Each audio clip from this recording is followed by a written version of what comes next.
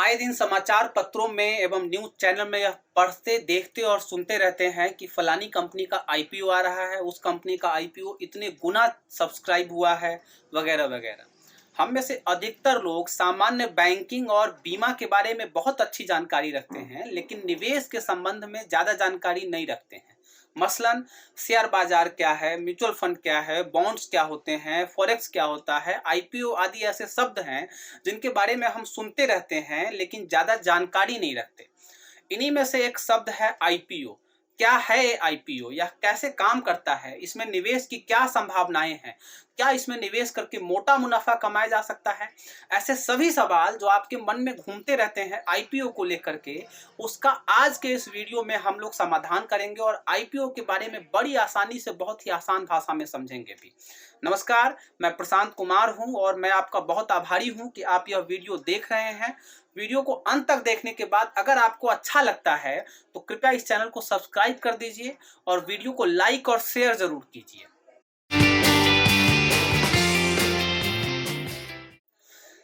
जब एक कंपनी अपने शेयर या हिस्सेदारी को पहली बार जनता के लिए जारी करती है तो उसे आईपीओ यानी कि इनिशियल पब्लिक ऑफरिंग कहते हैं।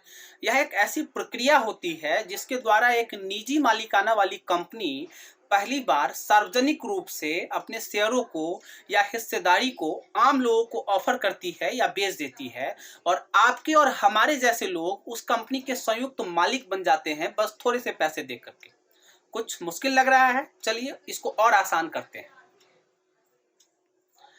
मान लीजिए कि आपको कोई बिजनेस करना है। अब बिजनेस तो बिना पूंजी के होगा नहीं और आप सबसे पहले पूंजी इकट्ठा करते हैं। अब शुरुआत में आपको पूंजी कैसे मिलेगी? हो सकता है कि आपके पास अपनी सेविंग्स हो, या आपके रिश्तेदार या दोस्त आपको पूंजी दे सकते हैं, या फिर किसी बैंक से आप कोई छोटा मोटा कर्ज भी ले सकते हैं। अब आपने बिजनेस स्टार्ट किया और भगवान के आशीर्वाद से आपका बिजनेस चल निकला, लेकिन इसको और ज़्यादा बढ़ाने के लिए, इसको एक्सपेंड करने के लिए आपको ज़्यादा पैसों की ज़रूरत पड़ती है। लेकिन आपके दोस्तों और रिश्तेदारों के पास तो उतने पैसे हैं ही नहीं आपको जितने चाहिए।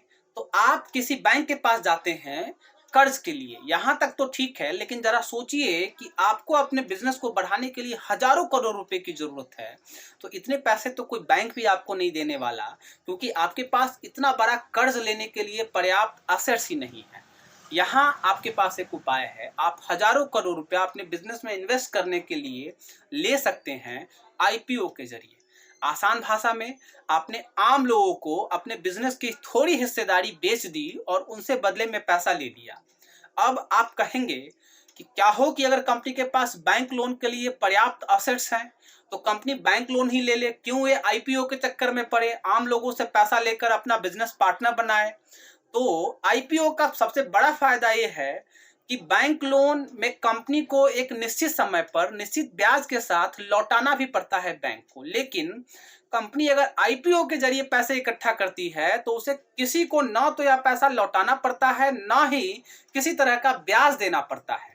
अब आप पूछेंगे कि कंपनी अगर आम लोगों को, जिन्होंने कंपनी के आईपीओ में निवेश किया है, पैसा नहीं लौटाएगी तो इन्वेस्टर्स को पैसे कहां से मिलेंगे, कौन देगा, और इन्वेस्टर्स आईपीओ में पैसा लगा के मुनाफा कैसे कमाएंगे? तो इसका जवाब है कि इन्वेस्टर्स आईपीओ में मिले शेयर्स को शेयर बाजार में दाम बढ़ने के बाद बेचकर मुनाफा कमाते हैं, या फिर कंपनी हर साल अपने निवेशकों को मुनाफे का हिस्सा देती है, जिसे हम डिविडेंड कहते हैं। हमारे और आपके जैसे लोग शेयर बाजार में जब शेयरों के दाम बढ़ जाते हैं उससे मुनाफा कमाते हैं या डिविडेंड से मुनाफा कमाते हैं। अब आप कहेंगे कि क्या हो कि अगर कंपनी के पास लोन लेने के लिए पर्याप्त असेट्स मौजूद हों, तब तो कंपनी बैंक लोन ही ले लेगी, क्यों आईपीओ के चक्कर में पड़े और आम लोगों से पैसा लेकर अपना पार्टनर बनाए? तो इसका जवाब है कि आईपीओ का फायदा कंपनी को यह मिलता है कि बैंक लोन को कंपनी को एक निश्चित समय पर निश्चित ब्याज के साथ लौटाना भी होता है, जबकि कंपनी आईपीओ के जरिए अगर फंड इकट्ठा करती है तो उसे किसी को भी न तो यह पैसा लौटाना है और न तो इस पैसे पे किसी तरह का ब्याज देना है।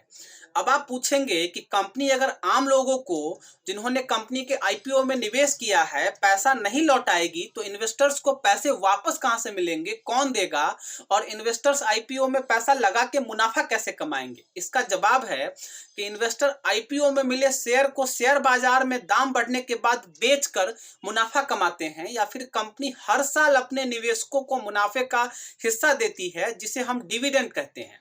हमारे और आपके जैसे लोग शेयर्स को महंगे दाम में बेचकर या फिर डिविडेंड से मुनाफा कमाते हैं। अब सवाल तो यह भी बनता है कि आम लोग जब पार्टनर बन जाएंगे तो क्या वो लोग मेरा बिजनेस भी चलाएंगे? तो जवाब है नहीं, आम लोग आपको बिजनेस में केवल हिस्सेदार होंगे, पैसा लगाएंगे, बिजनेस का कंट्रोल पूरी तरीके से आपके पास ही रहेगा, आप ही अपना व्यापार चलाएंगे।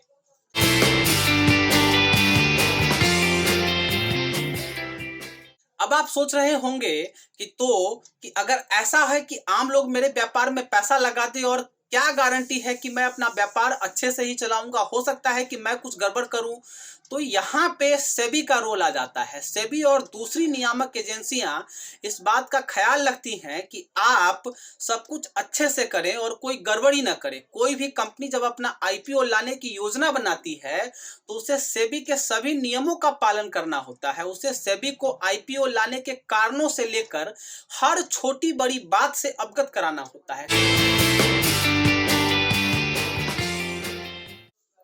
जब किसी कंपनी को अतिरिक्त पूंजी की आवश्यकता होती है तो वह आईपीओ जारी करती है।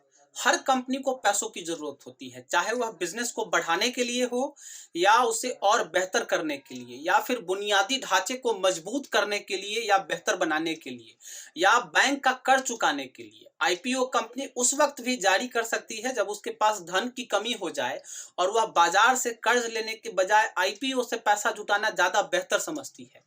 आईपीओ जारी होने के बाद उस कंपनी के शेयर बाजार में लिस्टेड हो जाते हैं और शेयर बाजार में उसके शेयरों की खरीद बिक्री होने लगती है। आईपीओ लाकर शेयर बाजार में लिस्टेड होना किसी भी कंपनी या ब्रांड के लिए विश्वसनीयता बढ़ाने वाली और गर्व की बात होती है।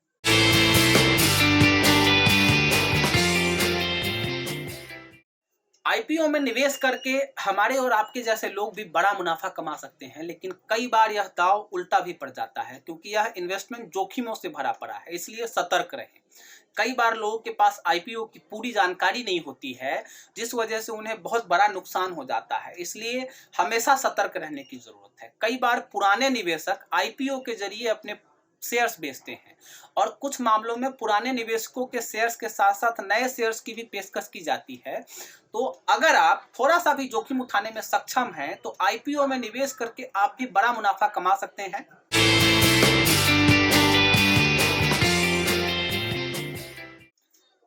हमेशा निवेश करने से पहले कंपनी के बारे में, उसके प्रोमोटर्स तथा मैनेजमेंट के बारे में पूरी जानकारी इकट्ठा कर लें और पूरी तरीके से आश्वस्त हो जाएं। यह जानकारी आपको कंपनी के ऑफर डॉक्यूमेंट, जिसे हम रेड हियरिंग प्रोस्पेक्टस भी कहते हैं, में मिल जाएगी। इसलिए ऑफर डॉक्यूमेंट को बहुत ही अच्छे से और ध्यान से पढ़ें। हमेशा किसी फाइनेंशियल एडवाइजर या इन्वेस्टमेंट एडवाइजर से सलाह लेकर ही निवेश करें।